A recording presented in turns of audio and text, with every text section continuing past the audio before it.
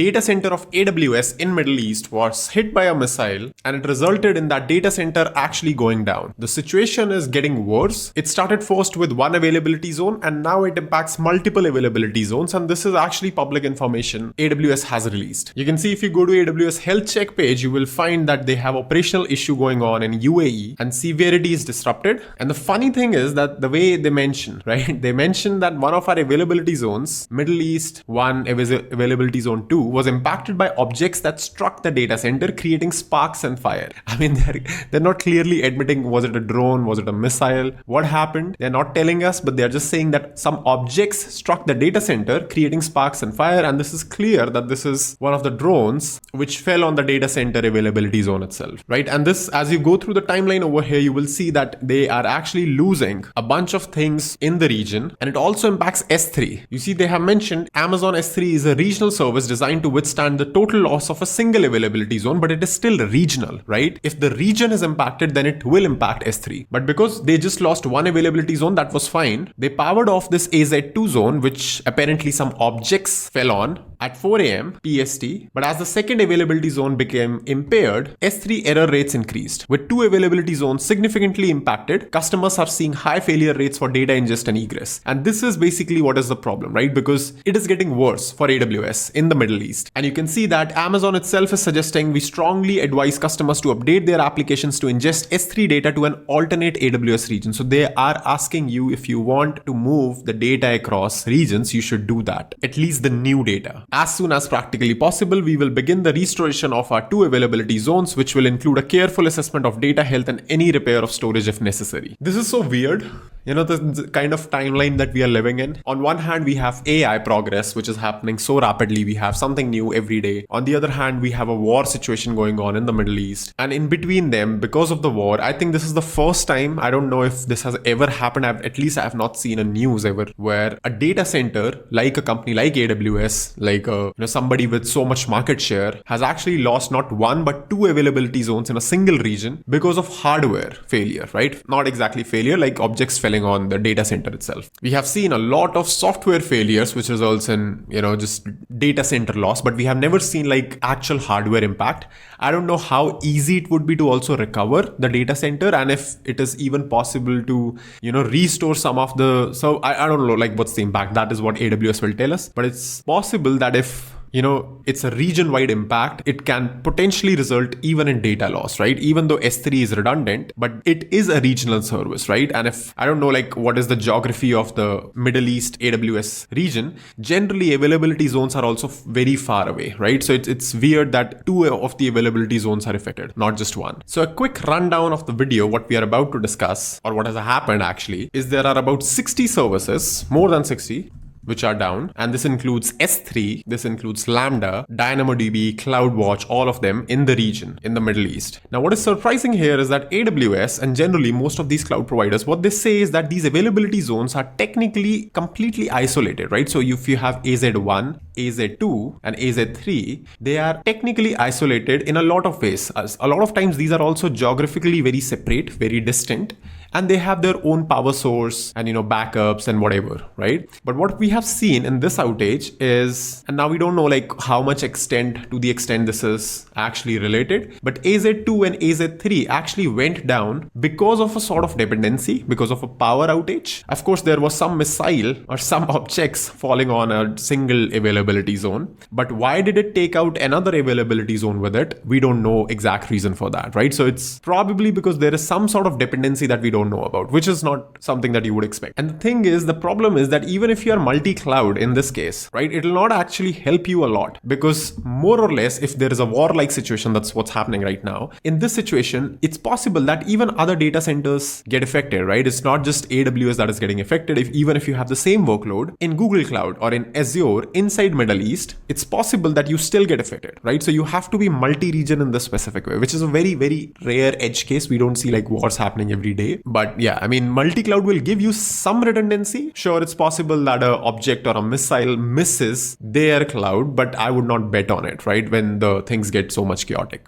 So this got me thinking into like, what can you do if you are in a situation like this, or how you can avoid it in the first place? So see, first things first, what I realize or what I understand is obviously that there are two parts to any system that you're creating, right? First is a code, which is, what is running, processing, whatever. And second is data, right? So these are like two components. If you want to break down any application into what fundamentally it is just a mix of code plus data, right? So this data could be something like unstructured, like which will go into object stores like S3, or it could be like structured and it is actually like a database or something, right? And code generally goes on a version control system like GitHub or GitLab or whatever. So version control system is obviously Git, but you deploy it somewhere on a cloud system that is under the hood using a version control system. So this could be like, even if it is using Git, it could be GitHub, it could be GitLab, it could be your custom Git server as well, for all we know, and so on. So generally speaking, in a system, in a situation like this where, a whole region sort of is impacted, one of the first things you can do is you can just deploy your code elsewhere if it is possible to use code without the data itself, right? For example, let's say if you are creating a service which is like a SaaS product which does, let's say, screenshots of website, I don't know, like anything, and you are deployed it in Middle East for whatever reason,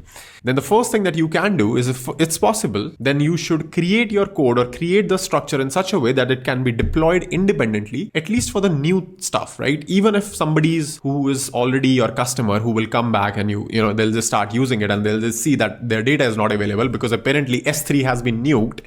But you can tell them, of the situation. Even if that is the case, at least your new customers would not be impacted, right? So this is very easy to do this, that you just take your code, you just deploy it somewhere else, and you just continue the services. Now, of course, there could be setups where you can say like, hey, my setup is inside a VPC and it requires a bunch of things to configure, tweak, all of that. But I would argue that this thing should be an infrastructure as code in the first place, right? If you have spent a little bit of time managing infrastructure on AWS, you would have realized that how painful it is to do AWS console navigation and how to, just create or update, modify individual resources. So if you don't have infrastructure as code yet, this is your call. It's extremely easy now with the AI tools, Cloud Code, Codex, all of these, to create these infrastructure as code. So instead of creating your own EC2 manually and just deploying your backend on that, your infrastructure as code service should be the one that creates it and automatically also deploys the backend and somehow makes updates to the configuration so that backend also gets used, right? So effectively, in a well-designed system, if code is independent of the data in a way for new customers, it should be as simple as you just changing the region, maybe asking AWS to elevate some limits or something which the other region does not have, and you just continue as normal. But most applications obviously are not as simple as just you taking up the code and deploying it somewhere else. You would also have data in two forms, either the unstructured object stores or the databases, right? So, and in this case also, I feel that it's actually easier to restore the database than the object store, right? Even though it might seem like, database might be a little more difficult. The reason I say this is because mostly nobody creates a backup of the object store itself, because that is what our promise has been, right? With these big providers, that they will do the redundancy and availability and durability for us. And they in fact do that also. So S3 is very redundant and durable, but it's apparently not available right now because of the situation. So if you should know about difference between durability versus availability. So a service like S3 actually promises you durability. Those 11 nines or 9 nines, whatever you see on S3, that is actually for durability, not for availability. Availability is like what's happening right now. Durability is what they say is that your data would not be lost, right?